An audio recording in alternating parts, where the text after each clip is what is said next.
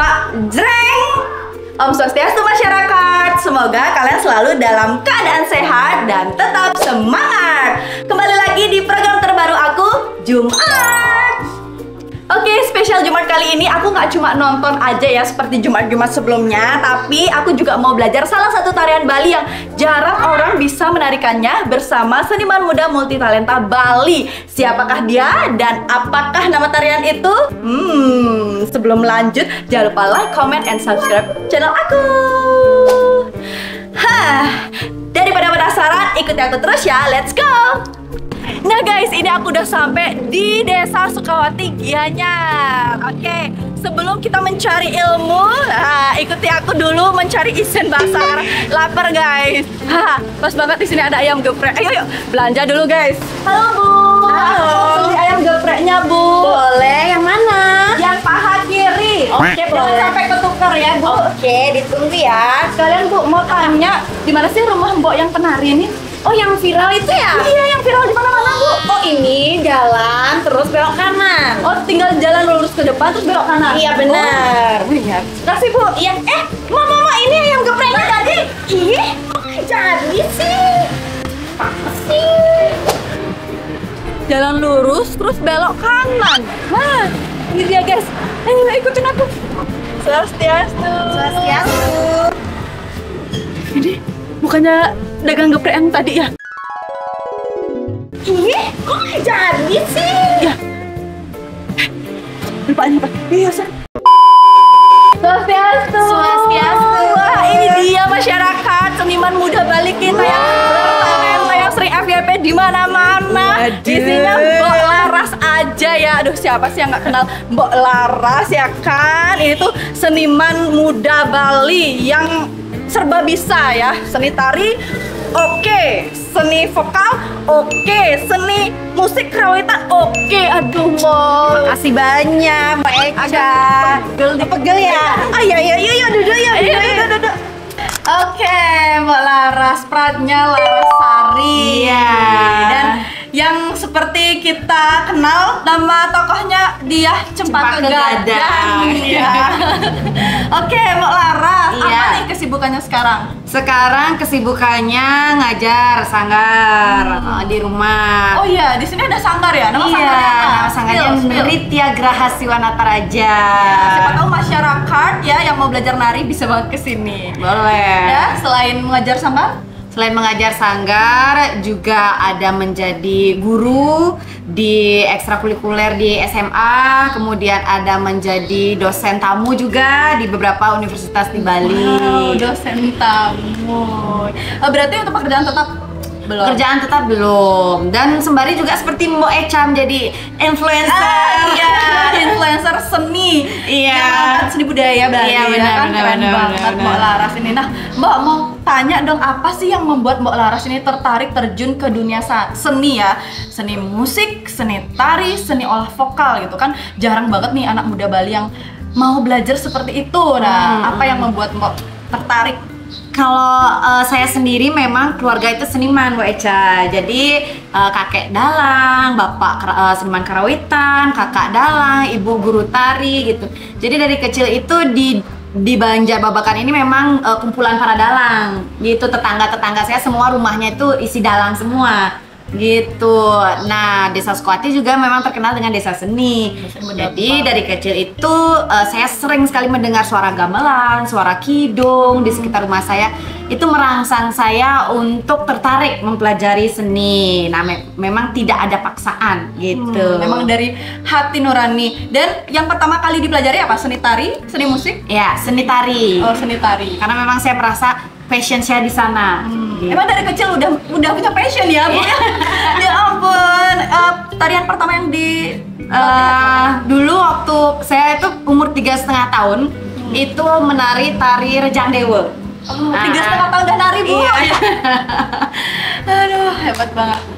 Itu sudah tari rejang nih. Setelah itu baru memulai belajar seni olah vokal. Iya, dan masuk sanggar tari ketika umur 6 tahun, kelas 1 SD gitu. Dan sembari ikut-ikut lomba tari, sembari juga ikut lomba kayak mekekawin, mau palawakil, mekidung gitu. Dan karena bapak saya seniman karawitan, juga di rumah sering dilatih main gender gitu, main kendang dan lain sebagainya. Oh, berarti musik pertama kali yang diajar tuh gender? Ya, karena orang bilang itu gender adalah instrumen yang paling susah karena menggunakan dua tangan. Oh, tak kanan tak kiri Iya. harus aktif ya. Ah. Ya, berarti yang jadi inspirasinya Mbok Laras untuk melakoni dunia seni itu memang dari keluarga langsung. Iya, ya? iya. Bapak, ibu, bahkan kakak pun seniman. Iya.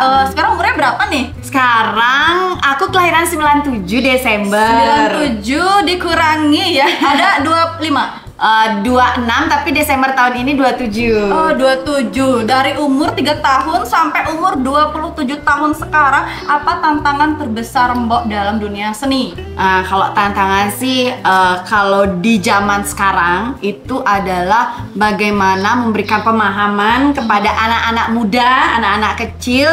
Karena saya di Sanggar ini kan sudah Astungkara 100 lebih muridnya. Itu bagaimana mengingatkan mereka pentingnya menjaga seni budaya Bali itu, karena sekarang kan sudah diterjang oleh zaman atau era digitalisasi gitu, era teknologi itu. Anak-anak zaman sekarang saya berikan pemahaman harus bisa memilah dan memilih mana tontonan dan mana tuntunan yang baik, yang buruk, yang negatif dihempaskan gitu. Karena murid saya yang masih TK aja sudah punya gadget gitu, sudah punya HP layar sentuh. Masih di dalam perut dia udah minta HP ya. Iya, Udah makanya dibuatin sosmed ya. Jadi mereka mungkin banyak melihat seperti dance K-pop dan lain sebagainya. Nah, mereka tanya ke saya, Mbok Laras, boleh nggak kita mempelajari dance K-pop ini gitu? Boleh-boleh saja, asal kamu tidak melupakan tari Bali gitu. Karena kita kan tidak bisa menutup kemungkinan kita harus juga bisa membuka mata kita tentang perkembangan dunia luar kan gitu. Tapi ya balik lagi ke awal, ada satu kutipan nih Mbok Echa dalam bahasa Inggris yang menjadi moto dalam hidup saya, itu think globally, act locally gitu. Artinya Think globally itu berpikir global. Jadi kita harus bisa membuka jendela dunia, kita harus tahu bagaimana dunia tari atau dunia seni di luar sana. Tapi act locally-nya itu harus tetap mencintai budaya lokal kita. Benar, dan itu bisa menjadi suatu identitas kita dimanapun kita berada. Iya. Apapun pekerjaan kita, seni budaya itu bisa menjadi identitas kita. Benar kan? Wah, keren banget ya. Memang itu tantangan yang sangat sulit banget untuk kalau dibilang mendoktrin anak-anak juga ya, biar mereka tuh tetap cinta dengan seni budaya tradisi yang mereka punya seperti itu. Dan satu lagi mungkin tantangannya juga konsisten nggak sih? Iya, harus konsisten itu sangat susah. Iya, karena kalau kita buka sanggar itu memang dituntut untuk ketika kita sudah konsisten, jadi murid sudah banyak, ketika mungkin ada memang rasa bosan gitu, rasa capek ketika mengajar, tapi melihat semangat anak-anak pun rasa bosan dan capek itu hilang jadinya gitu. Begitu juga kalau menjadi influencer kan harus konsisten. Iya, harus konsisten. Setiap hari harus buka warung ya. Buka warung dalam artian kita upload konten. Iya. Ya, diibaratkan buka warung. Oke, nah tadi itu tantangan. Sekarang pengalaman yang paling berkesan ya selama 27 tahun nih menggeluti dunia seni. Kalau pengalaman berkesan sejujurnya banyak. Banyak.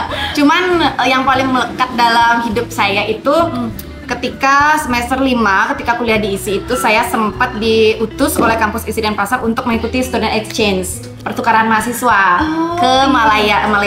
Ke Malaysia.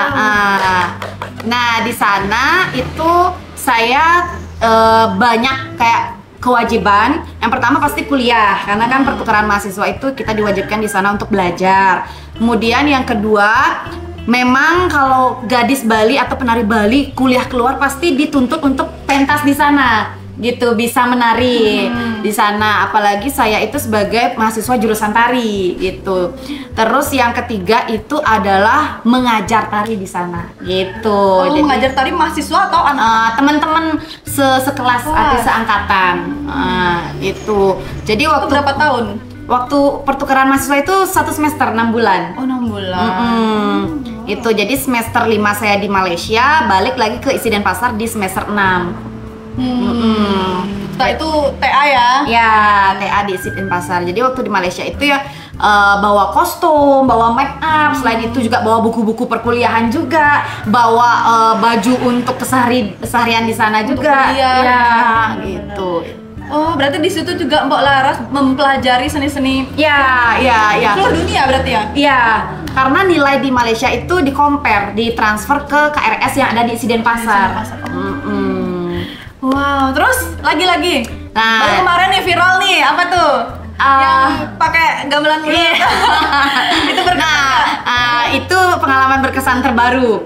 Karena waktu itu saya memperlihatkan salah satu kemampuan, yaitu gamelan mulut. Sebenarnya waktu itu uniknya adalah saya tidak membawa, ketika audisi itu tidak membawa musik MP3. Nah, yang saya bawa musik MP3 itu untuk Tari Kebiaran, namun dituntut untuk pentas calon arang. Saya dituntut oleh sutradara bagaimana cara kamu menampilkan calon arang walaupun kamu tidak membawa musik MP3-nya gitu. Challenge langsung. Iya. Spot banget ya. Nah, terus karena memang kalau di Bali kan kita sudah terbiasa ya Mbak Eka ya, kalau kita latihan menari atau mengajar, kalau tidak ada musik pasti kita pakai mulut kan gitu. Nah, saya bilanglah sama sutradaranya, baik saya siap untuk menampilkan bakat sebagai tari calon arang dengan gamelan mulut gitu. Nah, orang-orang di sana tuh kaget. Nah, mungkin tidak biasa mereka mendengar gamelan mulut, gimana sih kalau tarian diiringi gamelan mulut itu gitu. Ya udah, nah saya perlihatkanlah kemampuan itu ketika audisi dan lolos, dan ketika tampil di Jakarta pada saat hari hanya tanggal 17 Agustus itu saya memang di highlight gitu di scene Bali, di bagian Bali itu tampil secara solo, artinya yang terlihat di TikTok atau di Instagram kan saya itu menggunakan gamelan mulut turun dari tangga sambil menari. Nah, itu sebenarnya gamelan mulut untuk tari Dia Cempaka Gadang. Nyong nyalir nyir nyor nyor gitu. Ya, kita tampilkan aja langsung ini videonya. Nyir nyalur nyalir pak dukut kepak. Jong nyirnya sirna sirna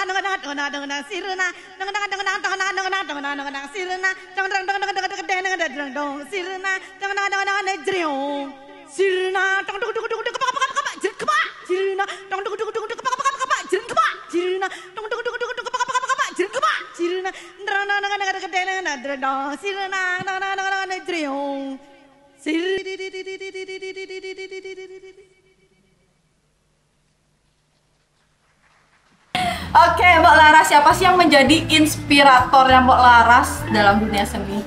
Kalau inspirator sebenarnya banyak ya, terutama yang dalam lingkungan terdekat itu yang pasti keluarga. Ya. Selain keluarga? Selain keluarga, kalau di dunia seni yang mencakup di Bali itu salah satu dosen di kampus yaitu Pak Prof Dibye, karena beliau yang memberikan banyak sekali ilmu teori gitu. Nah, kalau di luar Bali gitu ya, kalau di Indonesia, kalau di dunia entertain secara keseluruhan itu saya punya satu inspirasi masih tergolong seumuran sih, artis Prilly Latuconsina. Oke. Ya, jadi sama saya talentanya. Iya. Kak Prilly itu yang fokus dengan karirnya atau serba bisa seperti itu. Apa aja dicoba ya? Iya. Apa aja dicoba ya. Banget. Oke, apakah ada goalsnya Mbak Laras nih dalam waktu dekat atau proyek besar yang mau digarap atau yang mau dicapai lah goals untuk waktu dekat?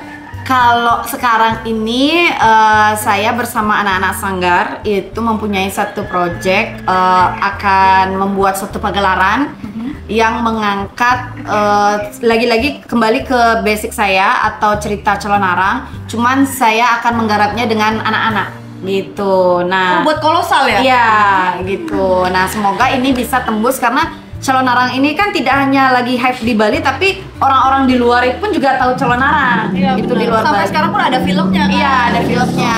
Nah, saya membuat membuat suatu teater atau drama dengan anak-anak menggunakan lakon Celonara yang bisa diterima oleh banyak kalangan atau penonton umum gitu, biar tidak hanya untuk penonton Bali saja yang mengerti, tapi penonton di luar Bali juga bisa memahaminya gitu. Oke, itu Mbak Laras keren banget. Sekarang ada satu pertanyaan buat Mbak Laras dan untuk masyarakat juga yang menonton. Apa sih harapan Mbak Laras untuk para generasi muda supaya tetap mencintai seni budaya yang kita miliki? Oke, jadi untuk para generasi muda ya, ini saya ada lagi satu kutipan juga moto dalam hidup saya. Don't ask what your country can do for you, but ask what you can do for your country. Gitu. Artinya jangan hanya menuntut apa yang diberikan negara kita kepada kita, tapi tanyakan pada diri kita sendiri apa yang dapat kita berikan atau sumbangkan untuk negara kita tercinta. Gitu. Wah, bener banget ya, kita harus ada timbal balik. Iya, ya, bener banget. Nah, sekarang itu tadi kita sudah berbincang-bincang ya bareng Mbak Laras. Itu pengalamannya sangat luar biasa banget ya. Walaupun aku umurnya udah lebih tua ya, 30 tahun, tapi tidak menutup kemungkinan juga aku banyak belajar bareng Mbak Laras ini ya. Dan sekarang aku mau belajar dong Mbak Laras. Aku mau belajar salah satu tarian yang lengkap banget, atau kata orang tuh paket komplit ya. Ada narinya, ada olah vokalnya, ada main musiknya. Nah, itu tarian apa? Kalau di Bali atau tarian yang memang saya juga anggap yang paling susah gitu. Iya, paling susah. Jarang kan orang bisa menari. Iya, itu namanya tari Palawakil. Wah, sekarang kita mau belajar tari Palawakil. Oke masyarakat, ini aku udah ganti baju, udah siap latihan bareng Mbak Laras. Langsung aja yuk. Ya, dari gerakan apa dulu nih, Mbak? Oke, kita mulai dari kaki agam kanan ya. Kaki agam kanan, tangan di sini. Ya. Kemudian kata-katanya bengak sama nih mulut. Coba mau baca sekarang. Ya. Bengak sama nih mulut. Bukal. Tutup kaki kiri. Rihyang Yogiswari. Cegut. Dari buka. Rihyang Yogiswari. Oke, segitu untuk vokalnya gimana? Oke, ayo ulang dari awal ya. Oke, posisi kaki agam kanan, tangan di depan perut. 1, 2, 3. Bengak sama nih mulut. Buka. Rihyang Yogiswari. Oke, Itu vokalnya ya. Iya. Ada gerakannya juga. Iya. Terus sekarang kita ke bagian ketika duduk itu kan sambil main terompong dan sambil vokal juga. Nah, kalau yang ketika penari berdiri itu namanya tipe vokal Palawakil. Kalau yang ketika duduk sambil main terompong itu namanya tipe vokal mekekawin. Ya, coba kita duduknya seperti bersimpuh. Ya, bersimpuh, kakinya tinggi. Nah, kemudian selesai nerompong ronde pertama, untuk memulai mekekawin kita harus bilang dulu ke penerjemah kita. Paman, Rika legalah hejani, Nire lakar nembangan sekar ageng, kekawin rameyane, melahangin paman ngartos. Nah, oke, gitu. Sekarang untuk baris pertamanya, prihon teman.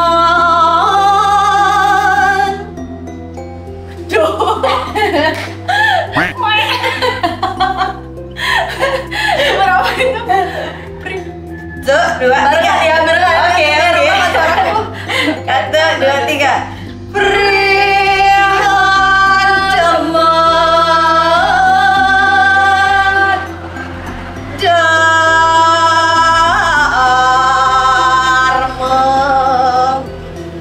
Dharma. Ya, 1, 2, 3.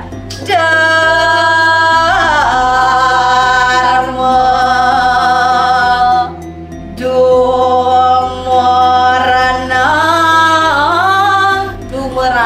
Dumerana. Ya, 1, 2, 3. Dumerana.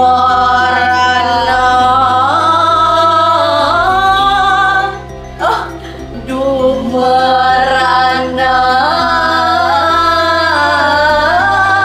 Dumerana. Ya. Dari Dumerana, 1, 2, 3.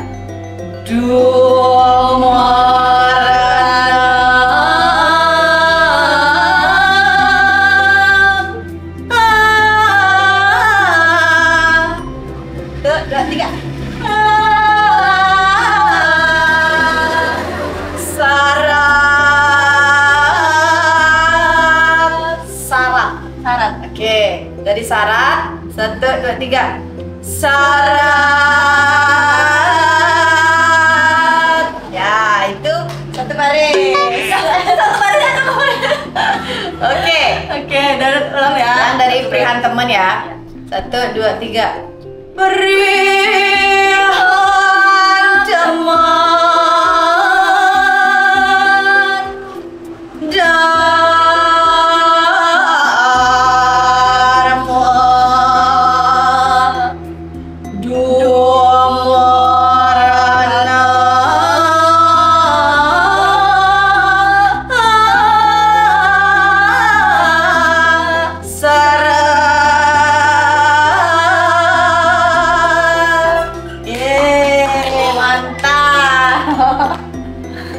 Oke, itu pertengahan ya Mbok nyanyinya. Iya. Dari awal nari, terus mau palu wakil tadi, terus duduk nerompong, baru kawin. ke kawin.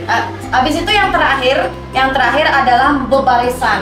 Jadi waktu ini sempat juga viral yang palu wakil yang memang di akhir itu kita benar-benar jor-joran mengeluarkan tenaga. Iya, kayaknya dari awal sampai pertengahan itu udah harus punya 7 nyawa ya guys, minta nyawanya kucing ya. Karena itu udah capek banget pasti. Nah, yang penting itu yang terakhir ini, karena memang habis-habisan tenaganya dan tipenya itu ya hampir mirip seperti tari baris sebenarnya. Ya, coba kita yang terakhir ya. Setelah rompong sudah selesai, nyor. Nah, jadi bangun, getar tangan, nyor,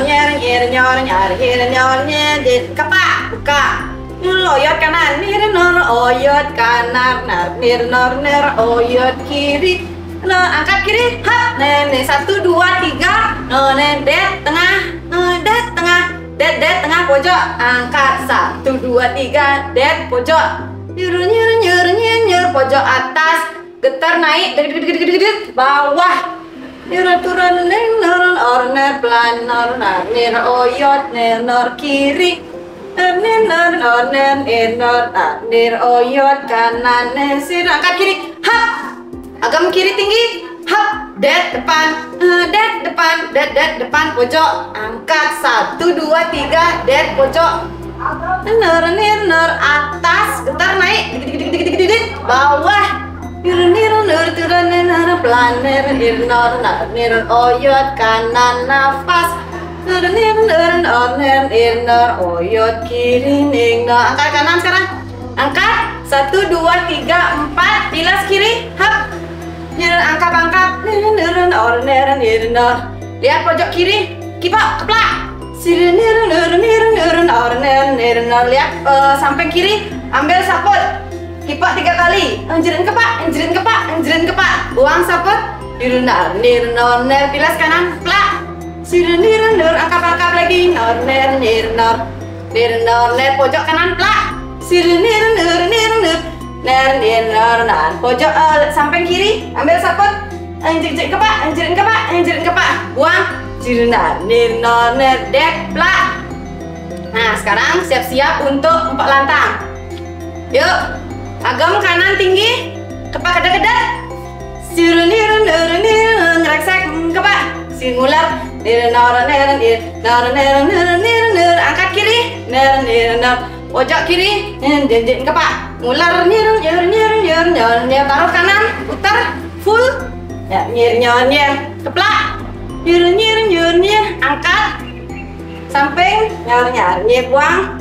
Yuk jalan. Apa? Ngerem. Enggak apa-apa. Taruh tangan depan perut. Ngerem ke pojok kanan. Hap, enggak apa-apa. Hadap belakang.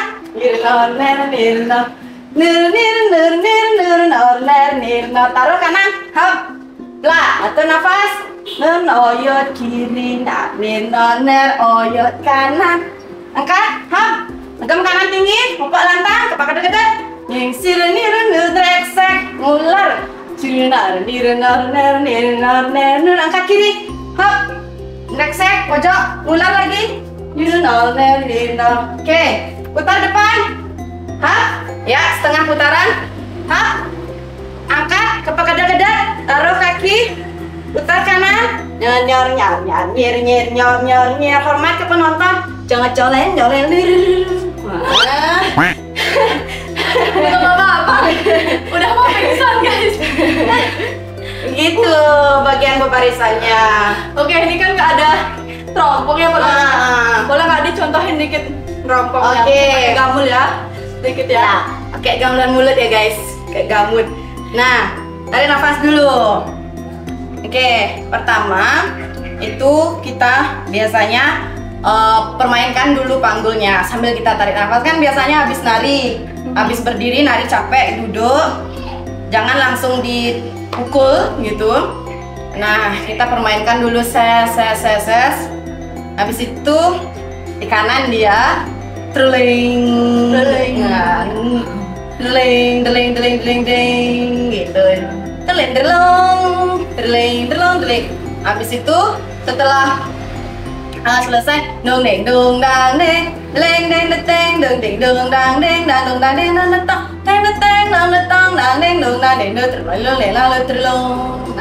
baru ngomong ke pengartos yang tadi. Jadi setiap habis nerompong ngomong ke pengartos, habis itu nyanyi rompong lagi nyanyi rompong ya, jadi selang-seling dia. Oke. Wah, ini baru latihan sekali aja sudah gempor. Oke, boleh nggak kita lihat Mbak Laras nari langsung? Boleh. Ya, berapa nanti sampai kita cut. Oke, yang bagian barisan. Boleh yang dari mana aja boleh? Oke. Ada musiknya? Ada. Oke masyarakat, aku sudah jompo, seperti aku tidak melanjutkan tariannya ya, daripada saya ngentuk-ngentukin juga di sana. Gimana kalau kita langsung aja lihat Mbok Laras yang menarikan langsung tari Palawakia. Check it out.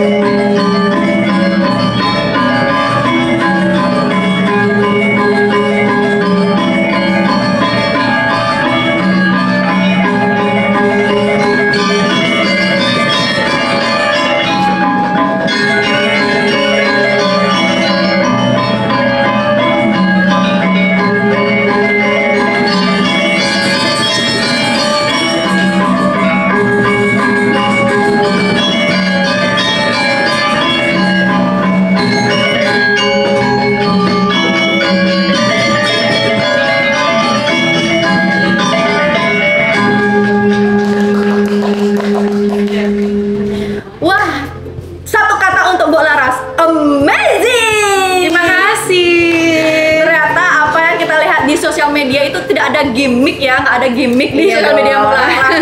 Real, bener-bener sebagus itu, aslinya lebih keren lagi ya guys ya. Wah, makasih banyak Mbak Laras udah meluangkan waktunya buat program kita yaitu Jumat. Semoga program ini tidak angkat-angkat tai ayam dan bisa melanjutkan konten-konten yang bermanfaat. Terima kasih tentunya. juga sudah berkunjung ke Nritya Grahasila Nataraja, Mo Echa. Ya, semoga sanggarnya makin sukses lancar jaya ya Mbak Laras. Kita tutup Astagfirullah. para Santi. Om Santi, Santi, Santi. Jangan lupa like, comment, dan subscribe. Bye.